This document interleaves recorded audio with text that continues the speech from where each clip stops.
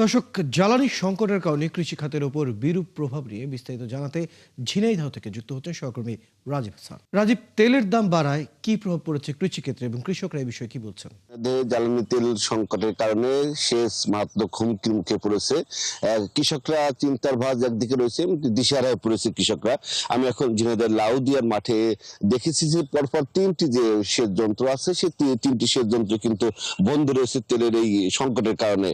সেচ মালিক ও কৃষকেরা জানিয়েছে যে জ্বালানি তেল সরবরাহ ঠিক মতো না হলে ক্ষতিগ্রস্ত হবে বড় চাষিরা। তেল না পেলে সেচ একদিকে যেমন বন্ধ হয়ে যাবে, পাশাপাশি জমি ফাটল ধরে ক্ষেত নষ্ট হয়ে যাবে।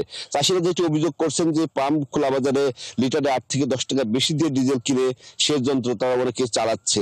ঠিকমতো তার তেল না পেলে তাদের যে ফসলের যে ব্যাপক ক্ষতি হবে, ব্যাপক ক্ষতি হলে কিন্তু তারা কিন্তু হতাশ হয়ে পড়ছেন ঝিনাইদহ চাষিরা।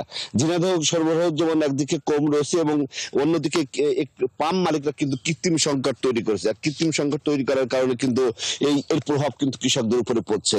আমি ঝিনাইদহ তেল মালিকদের সাথে কথা বলেছি, তারা যেমনটি জানিয়েছেন যে সরকারের নির্ধারিত নিয়মে তারা তেল বিক্রি করছেন। তবে তেল সংকটের কথা স্বীকার করে তারা জানান যে চাহিদা বেশি থাকলেও ডিপো থেকে যেমন তেল পাচ্ছেন সেই অনুযায়ী তারা কৃষকদের মাঝে তেল দিচ্ছেন এবং তারা খোলা বাজারে তেল বিক্রি এবং উচ্চ মূল্য তেল বিক্রির বিষয়টি তারা অস্বীকার করেছেন।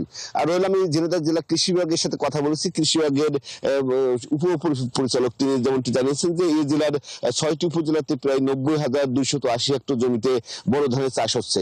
কৃষকরা একটি বলছেন যে যদি জ্বালানি তেল অর্থাৎ ডিজেল যদি সরবরাহ যদি ঠিক মতো না হয়, সেক্ষেত্রে যেহেতু শত শত হেক্টর যে বড় ধানের চাষ হচ্ছে, সেই বড় ধানের চাষে বড় ধরনের একটা প্রভাব পড়বে কৃষকদের মাঝে। আর যার কারণে তাদের ক্ষতি সম্মুখীন হতে হবে বিভিন্ন সার সহ, কীটনাশক সহ বিভিন্ন খাতে। রয়েল।